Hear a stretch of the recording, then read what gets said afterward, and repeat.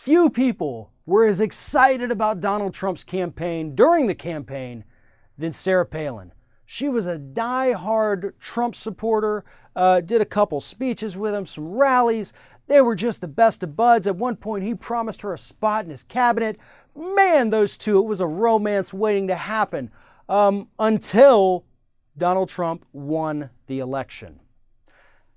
Late last week, after Donald Trump announced that Mnuchin from Goldman Sachs was going to be his new Treasury Secretary, an angry Sarah Palin took to her computer, cranked out an op-ed that, I hate to say it, I 100%, I 99% agree with what she had to say, because she absolutely went after the Trump administration for crony capitalism, something that Donald Trump himself had particularly railed against during his actual campaign.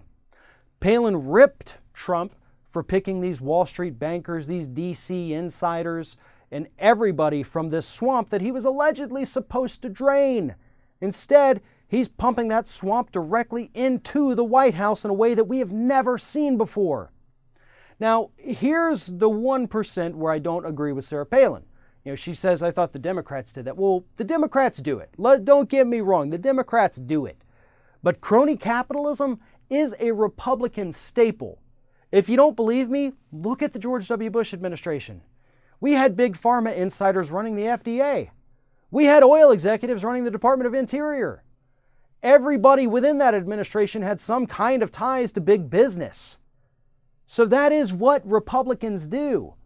So my question now is, why is Sarah Palin even surprised about this? Donald Trump has no idea what he's doing. He only knows people that he wants to return favors for or get something out of in the long run. And that's exactly what he's doing, because that's what Republicans do. It's embedded in their DNA. Republicans can't help themselves. All they know is what they can get out of a deal, and that's what Donald Trump is doing here. And it is ironic, because Sarah Palin is not the only Republican who's starting to have regrets about supporting Donald Trump. A lot of Donald Trump supporters now are saying they regret their vote. One, because of this crony capitalism issue, appointing people from Goldman Sachs and from the energy industry and all that kind of stuff. But the other is because now they're afraid. They didn't realize Donald Trump's going to take away their health insurance. So here's what I have to say about all of that. Sucks to be you. Okay? I mean, I really want to have sympathy for you. Believe me, I'm a very caring person. I don't like to hurt anybody's feelings.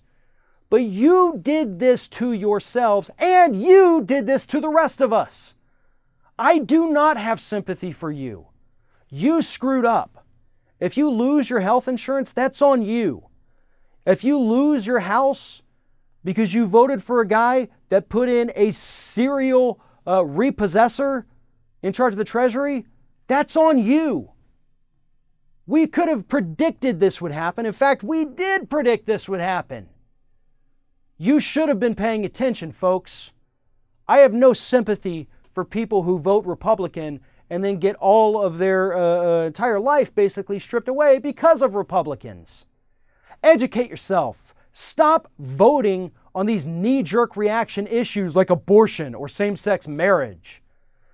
Those are distractions. That's what Republicans use to confuse you, so that while you're concerned about whether or not somebody's having an abortion, you didn't realize that the Republicans just passed a bill that makes it easier to steal your house from you for 97 cents. You get what you paid for, Republicans, including you, Sarah Palin, and you guys absolutely are going to pay the price for voting for Donald Trump.